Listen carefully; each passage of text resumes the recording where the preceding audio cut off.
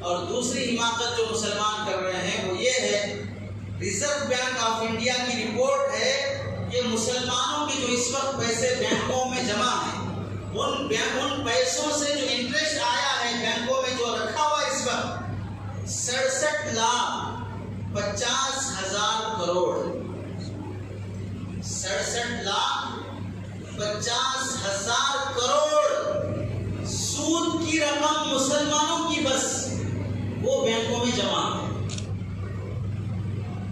67,50,000 کروڑ مسلمانوں کی سودی رقم سے بینکوں میں جمع ہے۔ بینک میں رکھنے کے وقت حماقت نہیں آئی، عقل مندی نہیں آئی کہ رکھنا چاہیے نہیں رکھنا چاہیے، رکھ دیا۔ اب اس پر جب سود بڑھ رہا ہے تو اب تقویٰ دکھ رہا ہے کہ نہیں، ہم سود نہیں کھاتے، ہم سود نہیں لیتے۔ یہ نہیں لینے کی وجہ سے جو بینکوں میں رکھا ہوا ہے یہ دشمن تمہارے خلاف استعمال کر رہا ہے۔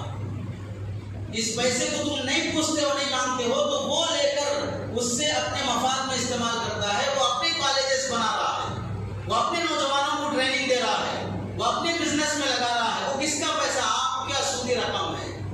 اور مسلمان یہ سوچ رہا کہ یہ حرام ہے، یہ نہیں لینا چاہیے۔ پوچھ لیتے کسی مفتی صاحب سے کہ لینا چاہیے نہیں لینا چاہیے، نہیں لینا ہو تو کیوں نہیں لینا، لینا ہو تو کیا کرنا لے کے۔ علماء نے فتویٰ دیا ہے کہ سودی رقم جو بینک سے آتی ہے اسے بینک سے لے لیا جائے، اسے وہاں نہ رکھا جائے۔ آپ اپنی ذات پہ استعمال نہ کریں، غریبوں میں استعمال کریں، چاہے مسلمانوں میں استعمال کرو، غیر مسلموں میں استعمال کرو، بغیر ثواب کی نیت سے اسے دے دو، وہاں سے لے لو، پہلے وہاں مت رکھو، تمہارا پیسہ تمہارے خلاف استعمال نہ ہونے پائے۔ اس واسطے بہت سے مسلمان شکایت، مسلمانوں کے پاس پیسہ نہیں ہے، مسلمان ایک اچھی کالج نہیں کھول سکتے، ایک اچھی اسکول نہیں کھول سکتے، ایک بڑا بزنس نہیں کر سکتے، فلاں نہیں کر سکتے۔ 67,50,000 کروڑ اتنا تو وہ بھی لے کے نہیں بھاگا ہے، جتنا تمہارا پیسہ یہاں پر اس میں سے 10% بھی لے کے نہیں بھاگا ہے وہ، جتنا تم یہاں چھوڑ کے رکھے ہو۔ یہ جس کے بھی جتنا بھی آ رہا ہو اسے حساب لگا کے نکال لے اور غریبوں میں تقسیم کر دے۔ آپ کی بہن مجبور ہے اسے دیجیے، آپ کے خالہ چاچا ماموں مجبور ہے پریشان ہے انہیں دیجیے، آپ کے محلے کے کوئی بیوہ کوئی یتیم ہے انہیں دیجیے، ان جگہوں پہ خرچ کیجیے۔ اس سے کوئی آپ کسی غریب کو دے کر کچھ بھی کرنا چاہتے ہو، اس کی شادی کرنا چاہتے ہو، اس کے علاج معالجہ کرنا چاہتے ہو، کوئی اچھا ہاسپٹل میں کچھ تعاون کرنا چاہتے ہو بیماروں کے لیے، جو کر سکتے ہیں علماء سے پوچھ کے کیجیے، لیکن وہاں رہنے مت دیجیے۔ یہ بہت حماقت کی بات ہے مسلمانوں کی کہ اپنا پیسہ بینکوں میں جمع کرنا، پھر اس سے آنے والے انٹرسٹ کو حرام سمجھ کے نہیں لینا، چھوڑ دینا۔ وہ حرام ہے لیکن آپ کے لیے حرام ہے، آپ لے کے دوسرے کو دے دیں گے تو اس کے لیے حرام نہیں ہے۔ بلکہ دارالفتاء دارالعلوم دیوبند کا فتویٰ ہے کہ جو سرکاری بینک ہے، SBI سرکاری بینک ہے، اس سے آنے والا انٹرسٹ، سرکاری بینک سے آنے والا انٹرسٹ آپ کے پیسے کا، آپ اسے انکم ٹیکس میں بھی دے سکتے ہیں، سرکاری بینک کا۔ باقی پرائیویٹ بینک کا آنے والا سودی رقم آپ اسے انکم ٹیکس میں نہیں دے سکتے۔ یہ دارالعلوم دارالفتاء کا فتویٰ ہے۔